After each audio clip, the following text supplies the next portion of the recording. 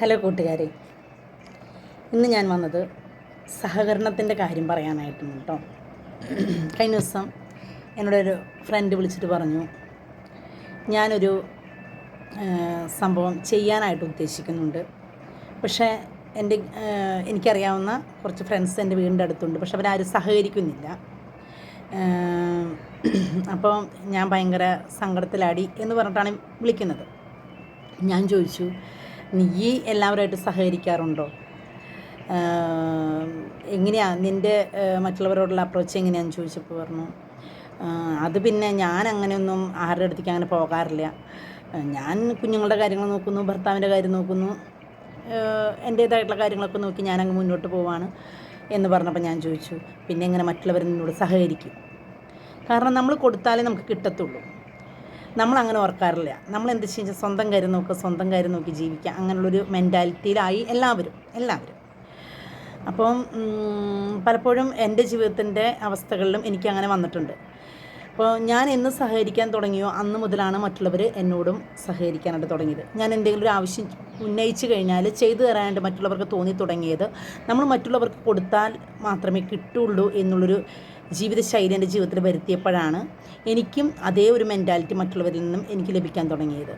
അപ്പം ഞാൻ പറഞ്ഞു, നീ ഒരു കാര്യം ചെയ്യ്. ഞാൻ കുറച്ച് കാര്യങ്ങൾ പറഞ്ഞു, എന്നിട്ട് പറഞ്ഞു, നീ അന്ന് ചെയ്ത് നോക്ക് എന്ന് പറഞ്ഞു.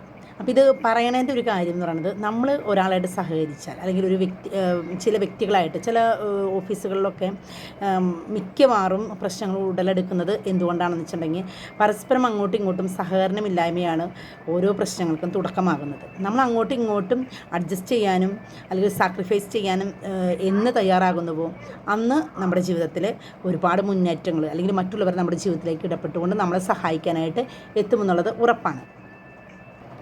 രണ്ടാമത്തെ ഒരു കാര്യം, നമ്മൾ തീരുമാനിക്കുന്ന ഒരു കാര്യം അല്ലെങ്കിൽ നമ്മൾ ചിന്തിക്കുന്നൊരു ആശയം അത് മറ്റുള്ളവരുമായിട്ട് നമ്മൾ ചർച്ച ചെയ്യാത്തതാണ് രണ്ടാമതായിട്ട് മറ്റുള്ളവർ നമ്മളോട് സഹകരിക്കാത്തതിൻ്റെ ഏറ്റവും മെയിൻ കാര്യം. ആദ്യമൊക്കെ ഞാൻ ചെയ്യാനായിട്ട് ഉദ്ദേശിക്കുന്ന കാര്യങ്ങൾ, ഇപ്പോൾ വീട്ടിലാണെങ്കിലായിക്കോട്ടെ, അതല്ല പണ്ടൊക്കെ ആണെങ്കിൽ കൂട്ടുകാരായിട്ടാണെങ്കിലും എനിക്ക് തുറന്നു പറയാനായിട്ട് ഞാൻ എന്ന് മടി കാണിക്കുന്നുവോ അവിടെ നിന്ന് പോകും നമ്മുടെ ആശയങ്ങളും നമ്മുടെ ആഗ്രഹങ്ങളും അല്ലെങ്കിൽ നമുക്ക് മുന്നോട്ട് പോകാനുള്ള കാര്യങ്ങളും. അപ്പം നമ്മൾ ഒരു കാര്യം തീരുമാനിക്കുന്നുണ്ട് എങ്കിൽ, അല്ലെങ്കിൽ നമ്മൾ കൂട്ടായിട്ടുള്ളൊരു എല്ലാവരും കൂടി സഹകരിച്ച് ഒരു 5 പേര് കൂടിയിട്ടൊരു സംരംഭം തുടങ്ങാനായിട്ടാണെങ്കിലും നമ്മൾ തീരുമാനിക്കുന്നുണ്ടെങ്കിൽ ആ 5 പേരെ കണ്ടെത്തിക്കൊണ്ട് 5 പേരോട് നമ്മുടെ ആശയങ്ങളൊന്ന് തുറന്ന് പറയുകയാണെങ്കിൽ ആ ആശയം മറ്റുള്ളവരായിട്ട് ചർച്ച ചെയ്യുമ്പോൾ അവരുടെ അഭിപ്രായങ്ങളും കൂടി കേട്ടുകൊണ്ട് ഒരു നല്ലൊരു ആശയത്തിലെത്താനായിട്ട് എല്ലാവർക്കും സാധിക്കും. അപ്പോൾ നമ്മൾ വിചാരിക്കുന്ന കാര്യങ്ങൾ മറ്റുള്ളവരുമായിട്ടൊന്ന് ചർച്ച ചെയ്യാനായിട്ട് നോക്കുകയാണെങ്കിൽ നമുക്ക് മറ്റുള്ളവരുടെ സഹകരണം ലഭിക്കുന്നത് നമുക്ക് കാണാനായിട്ട് സാധിക്കും. മറ്റുള്ളവർ കണ്ടറിഞ്ഞ് സഹായിക്കട്ടെ എന്ന് വിചാരിച്ച് നമ്മൾ ഇരുന്ന് കഴിഞ്ഞാൽ നമ്മൾ അവിടെ ഇരിക്കത്തേ ഉള്ളൂ. ആരും നമ്മളെ സഹായിക്കാൻ വരില്ല. ഇന്നത്തെ കാലത്ത് എല്ലാവർക്കും തിരക്കാണ്. ഒരാൾക്കും ഒരാളെയും നോക്കാനോ അല്ലെങ്കിൽ മറ്റുള്ളവരുടെ ആവശ്യങ്ങൾ ഇന്നതാണെന്ന് ചിന്തിക്കാനോ നേരമില്ലാത്ത ഒരു കാലഘട്ടമായി മാറി.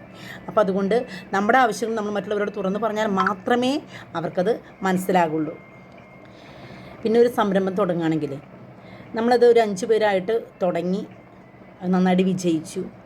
അപ്പോൾ മറ്റുള്ളവർ ചോദിക്കുകയാണ്, ഇത് എങ്ങനെ നിങ്ങൾക്ക് സാധിച്ചു എന്ന് പറയുമ്പോൾ നമ്മൾ ഒരാളായിട്ട് തന്നെ എൻ്റെ ഒരു കഴിവ് കൊണ്ടാണ് എന്നല്ല പറയേണ്ടത്. എൻ്റെ കൂടെ നിൽക്കുന്ന 4 പേർ എൻ്റെ കൂടെയുണ്ട്. അവരുടെ ഒറ്റ ശ്രമത്തിൻ്റെ ഫലമായിട്ടാണ് എനിക്കിങ്ങനെ വിജയിച്ച് നിൽക്കാനായിട്ട് സാധിക്കുന്നത് എന്നുള്ളത് ആ ക്രെഡിറ്റ് അത് അവർക്കങ്ങ് കൊടുത്തേക്കണം. അപ്പോൾ അവർക്കും അത് ഒരുപാട് സന്തോഷമാവും. ഇനി അത് പരാജയത്തിലേക്കാണ് പോകുന്നതെങ്കിൽ അതിൻ്റെ ഫുൾ ഉത്തരവാദിത്വം അത് നമ്മൾ തന്നെ ഏറ്റെടുക്കണം. കാരണം എന്താണെന്ന് വെച്ചിട്ടുണ്ടെങ്കിൽ അത് അവരെ പഴി പറയരുത്. കാരണം ഇത്രയും നാൾ നമ്മുടെ കൂടെ നിന്ന് സഹകരിച്ച വ്യക്തികളാണ്. പിന്നെ ഏതെങ്കിലും ഒരു കാര്യം പറ്റില്ല എങ്കിൽ അത് തുറന്നടിച്ച് പറയുക, എനിക്ക് സാധിക്കില്ല. അതല്ല, മറ്റുള്ളവർ പറയുകയാണ് സാധിക്കില്ല എന്ന് പറയുമ്പോൾ അത് ഉൾക്കൊള്ളാനുള്ള മാനസികാവസ്ഥയും നമുക്കുണ്ടാകണം. നാലാമതായിട്ട്, നാം സഹായം അഭ്യർത്ഥിച്ച് ചെല്ലുമ്പോൾ അല്ലെങ്കിൽ മറ്റുള്ളവരുടെ സഹകരണം ആവശ്യപ്പെട്ട് ചെല്ലുമ്പോൾ നമ്മൾ സംസാരിക്കുന്ന രീതി, നമുക്ക് താഴേണ്ടടുത്ത് താഴാനും അല്ലെങ്കിൽ പുഞ്ചിരിക്കേണ്ടടുത്ത് പുഞ്ചിരിക്കാനും ദേഷ്യപ്പെടേണ്ടടുത്ത് ദേഷ്യപ്പെടാനും നമ്മൾ പഠിച്ചിരിക്കണം. ഒരാളുടെ സഹായം അഭ്യർത്ഥിക്കാൻ ചെല്ലുമ്പം ചില ആൾക്കാർ വന്ന് ചോദിക്കുമ്പോൾ നമുക്ക് അവരോട് തീരെ യോജിച്ച് പോകാനായിട്ട് പറ്റത്തില്ല. അപ്പം അവർ ചിലപ്പോൾ നോക്കത്ത് പോലില്ല. ചില ആൾക്കാർ ജസ്റ്റ് ഒന്ന് നോക്കുമ്പോഴേക്കും നമുക്ക് അവരുടെ ആ ഒരു കണ്ണിൽ നിന്ന്, അവരുടെ ശാരീരികമായ ഭാഷയിൽ നിന്ന് നമുക്ക് മനസ്സിലാവും അവർ ഇന്നതാണ് അവർ ആവശ്യപ്പെടുന്നത്. അപ്പോൾ ആശയവിനിമയങ്ങൾ കറക്റ്റാണെങ്കിൽ നമുക്ക് ഒരു പ്രൊജക്റ്റ് അല്ലെങ്കിൽ ഒരു സംരംഭം നമുക്ക് മുന്നോട്ട് കൊണ്ടുപോകാനായിട്ട് സുഗമമായിരിക്കും. ചില കാര്യങ്ങൾ ചോദിക്കുമ്പോഴേ ഇപ്പം എന്താ പറയുക, ആജ്ഞാപിക്കുന്ന ഒരു രീതിയൊക്കെ ആണെങ്കിൽ മറ്റുള്ളവർക്കത് ഉൾക്കൊള്ളാനായിട്ട് വളരെ ബുദ്ധിമുട്ടായിരിക്കും. അപ്പോൾ അവരോട് നമുക്കിപ്പോൾ ഒരു കാര്യം ചെയ്യുകയാണെങ്കിൽ അപ്പോൾ പറയാണ് എനിക്കൊന്ന് ചെയ്ത് തരാമോ, ഒരു താഴ്മ. അപ്പോൾ ആ ഒരു എളിമയുടെ ഒരു മനോഭാവം കാണുമ്പോൾ തന്നെ മറ്റുള്ളവർക്ക് ശരി എന്നാൽ ചെയ്ത് കൊടുക്കാമല്ലേ. ചിലപ്പോൾ നമ്മളോട് തീരെ ഇഷ്ടമില്ലാത്തൊരു വ്യക്തിയായിരിക്കാം, പക്ഷെ നമ്മളുടെ ആ ഒരു താഴ്ച അല്ലെങ്കിൽ ഒരു എളിമപ്പെടൽ ചിലപ്പോൾ നമുക്ക് ഒരുപാട് ഉപകാരങ്ങൾ ഉണ്ടാകാനായിട്ടുള്ള അവസരങ്ങൾ തുറന്നു തരും. പിന്നെ അഞ്ചാമതായിട്ട് എനിക്ക് പറയാനുള്ളത്, നമ്മൾ 5 പേര് കൂടി തുടങ്ങുന്നൊരു സംരംഭമാണെങ്കിൽ ആ സംരംഭം വിജയിപ്പിക്കാനായിട്ട് 4 പേർ നമ്മുടെ കൂടെയുണ്ട്. അപ്പോൾ ആ 4 പേർ അവിടെ ഉണ്ടല്ലോ എന്ന് വിചാരിച്ച് നമ്മൾ സ്വയം അങ്ങ് ഒഴിവാണെങ്കിൽ ആ സംരംഭം അവിടെ തീർന്നു പോകും എന്നാണ് ഞാൻ പറയുന്നത്. കാരണം നമ്മൾ ആ ഉത്തരവാദിത്തത്തിൽ നിന്ന് ഒഴിഞ്ഞു മാറിയത് അവർക്ക് അങ്ങ് ഇട്ടേച്ചും പോവുകയാണെങ്കിൽ തകർന്ന് തരിപ്പണാവും. അതുകൊണ്ട് 5 പേരടങ്ങുന്ന ഒരു സംരംഭം തുടങ്ങുകയാണെങ്കിൽ അത് പൂർണ്ണ ഉത്തരവാദിത്തത്തോടുകൂടി ഓരോരുത്തർക്കും അതിൻ്റേതായിട്ടുള്ള ആ ഒരു ഉത്തരവാദിത്തം വേണം. പിന്നെ അത് മാത്രമല്ല, ഒരാളിൽ കേന്ദ്രീകരിച്ചാണ് അത് തുടങ്ങാൻ പോകുന്നത്. 4 പേര് പാർട്ട്നേഴ്സായിട്ട് വരുന്നു. അപ്പോൾ അന്നേരം അവരുടെ അഭിപ്രായങ്ങൾ ചോദിക്കുക. ആ അഭിപ്രായങ്ങൾ ചോദിക്കുമ്പോൾ പലർക്കും പല അഭിപ്രായങ്ങളാണ്.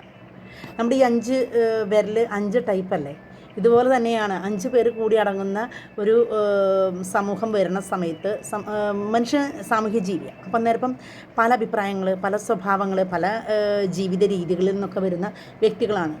അപ്പോൾ എല്ലാവരുടെയും കാഴ്ചപ്പാട് ഒന്നല്ല.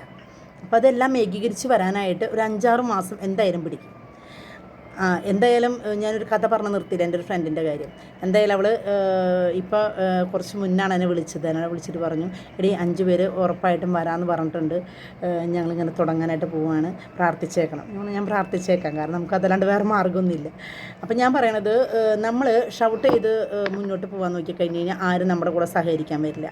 ആ സമയത്ത് നമ്മൾ എളിമയോടുകൂടി എന്താ പറയുക, നമ്മൾ മുന്നിട്ടിറങ്ങാനും അതുപോലെ തന്നെ മറ്റുള്ളവരായിട്ട് സഹകരിക്കാനായിട്ട് ശ്രമിക്കുമ്പോൾ നമ്മളുടെ ഏത് പദ്ധതികളും ഏത് ജോലി മേഖലകളാണെങ്കിലും വിജയിക്കും. അത് ഉറപ്പായിട്ടുള്ള കാര്യമാണ്. അപ്പോൾ നമ്മൾ സഹകരിക്കുന്നവരാണോ സഹകരിക്കാത്തവരാണെന്ന് സ്വയം ഒന്ന് തീരുമാനിക്കുക. Thank you.